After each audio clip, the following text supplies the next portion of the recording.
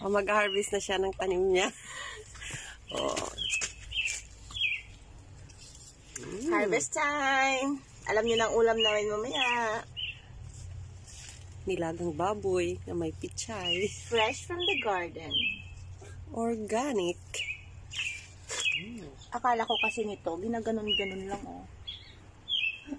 Kala niya, putulin daw kasi tutubo pa. Sige, putulin. Oh. Ah, diba? Ito, oh, may dahon. Ay, may ano, bulaklak. Mababaw lang pala yung ano nito, no? Ugat. Kasi buhangin lang. Lahat na? Yeah. Ilagay naman natin sa na yan. Akala ko sa tubig. Galing-galing talaga. Kinakain kasi na ano. Akala ko sa tubig ilalagay. Organic. Ayun pa oh. Organic yan talaga. Ano sa Mother Days naman yung iba?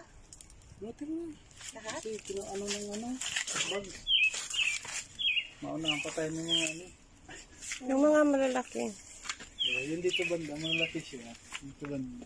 Kasi naarawan siya lagi. Magandang lupa dyan. Ayun mas magandang lupa. Sa lahat na to? Yeah. Pati Itira to? mo may bulaklak. Oh, hey.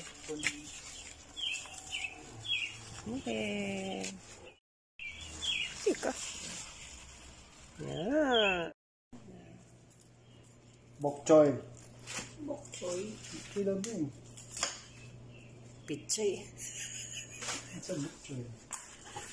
Ala. Ito yung matagal masira ng mga klase ng pichay. Mas mabilis masira yung puti. Okay. Ano? Organic. Ipatay mo.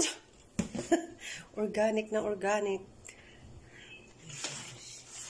Oh. Sa labas mo na itapon yan.